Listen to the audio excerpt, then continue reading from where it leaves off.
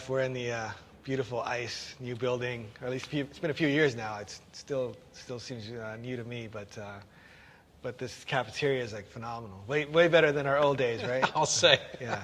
Yeah. When we literally were eating turkey sandwiches every day, and they were pitiful. Yeah.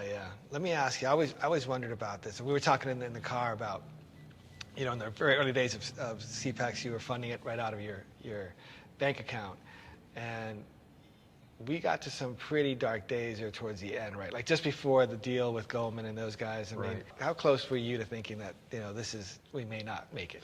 Well, it was interesting because it was the Y2K New Year's. Right. And I was... That's right, yeah, 99. Exactly. I was in my house in California. I was all alone. I was alone on New Year's. It was a big one. We all expected that the clocks were going to stop and computers were going to crash at midnight. Right. We had nothing to lose, so. Exactly. So we were good. You told me we were going to be okay, and I trusted you.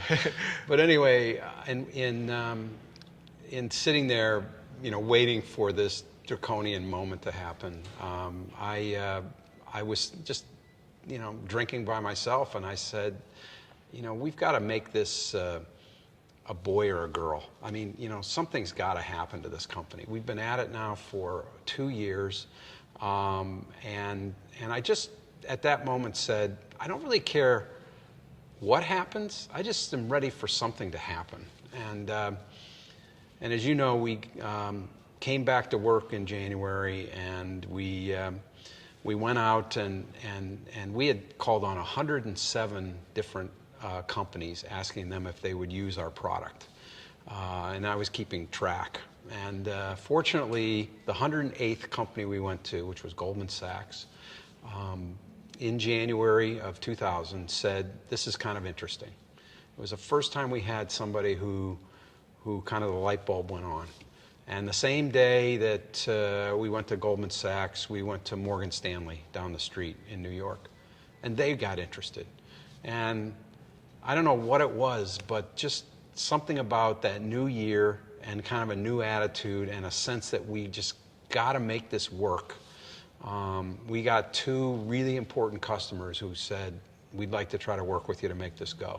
Mm-hmm. Yeah, I remember you coming into my office and telling me that, and we had been at this, like you said, a couple of years, and things were getting, pretty rough there. No one was really interested. We had been building the platform for a while, and I remember you coming in one day and standing in the door and telling me that Goldman Sachs was interested in building an exchange with our platform, and I was like, holy cow! We can't get anyone interested, but now the #1 investment bank in the world wants to. It was work the dog with us. that caught the mail truck. Yeah. So nowadays, I spend a lot of time with startups around Atlanta, working, advising and mentoring and investing, and there's always this discussion about, it's always tricky about valuation. How do you value an early stage company? And when you did that deal with Goldman and Morgan and the Firewire group and all those, how did you value ICE or CPACs? It wasn't even ICE yet. It was still CPACs and was just beginning to become what ICE eventually became. But how did you value that? And how much? Because you gave away a good chunk of the company, right? Yeah, so at that time, I was the 100% owner, and you and all the rest of the team had a large option. This team was like 9 people. 9 people. Yeah, it was all 9 of us. All had options in the company. I was the owner, and you had options to buy in at a low valuation. And I because maybe it was Y2K or maybe I don't know what it was, but I just said I don't mind being a small fish in a big pond, and I wasn't hung up about trying to own 51% or put an extreme valuation on the company. I just wanted the company to be successful, and having the right people around it, you and the rest of the team, and Goldman Sachs and Morgan Stanley as first 2 big customers that wanted to use it, that was more important to me than personal wealth or any valuation. Mm-hmm. I always felt like, if we did a good job, it would all work out. We would we would build a great company and we would make money, and I didn't worry about those details. I still don't. I did a deal. It's funny, I was sitting at my desk on Friday about 5:30 in the afternoon, and I got a call from a business leader in London, and so it was 10:30 at night on a Friday night, and I said, "Why are you calling me?" And he said, "We're trying to do this deal with you guys, and we're hung up, and our teams are fighting," and he said, "I just think we ought to solve this," and I said, "How should we solve it?" And he said, "I think we should do this, this, and this," and I just said, "Okay, let's do that." And he said, "Good, I'm going to go back and have a beer," and so I called our team and I said, "I just got a call from this chief executive, and he and I worked out this deal." And now our team was really angry because they felt they were in the right, that the reason we had an impasse was because the other side was unreasonable. I spent about all of 10 seconds making the decision to override the team and let's just do this deal. Because in life, you can't, in business, you can't be perfect. You got to be good and good enough, and just keep moving, and work out the details as you go. And so it's that attitude that I think made us successsul. Right. I mean, as you know, we didn't. Right. We were 9 people. We didn't think we'd build a Fortune 500 company for crying out loud. Yeah. But thousands of decisions like that where we didn't always win. We didn't always take the last dime off the table. We didn't always get the very best deal. But you do that over and over and over again. You'll find that you can really create a lot of value. Yeah. I remember when you say, it didn't have to be perfect. I remember there's a lot of times when we were working on a feature or release or something, and you were just like, just ship it, just get it out there. And I was like, no, it's not ready. Like, just get it out there. It's good enough. But it's good enough, yeah. Added some stressful moments, but it was, you were right, though. You see a lot of younger companies today where they have access to capital that we didn't have. You and I, in our era, we couldn't have just picked up the phone and $50 million fell out of the sky. It wasn't cool to be a startup back then. It wasn't cool. There weren't TV shows about being startups. And the people that our loved ones kept asking us, "What are you guys doing? Right? Why are you doing this? Go get a real job."